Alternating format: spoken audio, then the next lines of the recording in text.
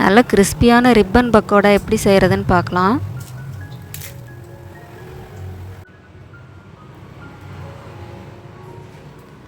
நாலு டம்ளர் பச்சரிசி மாவு எடுத்திருக்கேன். இது வீட்டிலே ரெடி பண்ண மாவு, நீங்கள் கடை மாவும் யூஸ் பண்ணிக்கலாம்.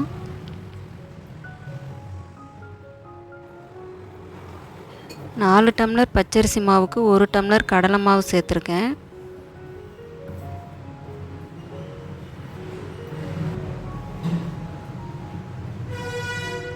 ஒரு டம்ளர் பொட்டுக்கடலையை நல்லா அரைச்சி சேர்த்துருக்கேன். எல்லா மாவையும் நல்லா சலிச்சு எடுத்துக்கலாம்.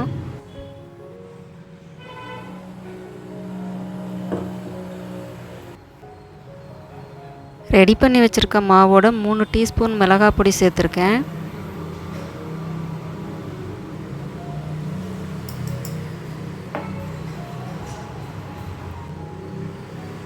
ஒரு டீஸ்பூன் பெருங்காயம்,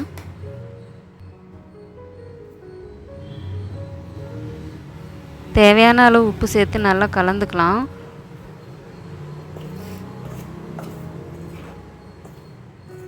ரெண்டு ஸ்பூன் எண்ணெயை நல்லா சூடு பண்ணி இதோட கலந்துக்கலாம்.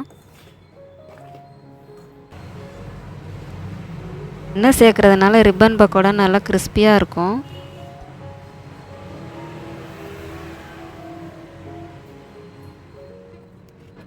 கொஞ்சம் கொஞ்சமாக தண்ணி சேர்த்து இது போல் நல்லா சாஃப்டான மாவை ரெடி பண்ணிக்கலாம்.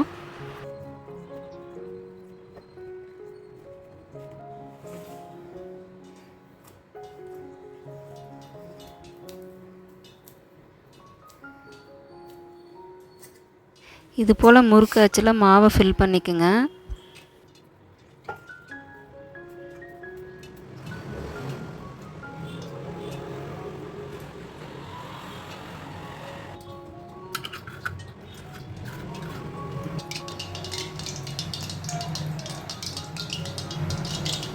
எண்ணெய் நல்லா சூடாயிருச்சு.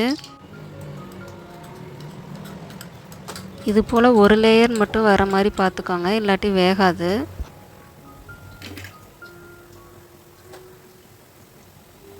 ரெண்டு பக்கமும் திருப்பி போட்டு நல்லா பொன்னிறமாக ஆனோன்னே எடுத்துடலாம்.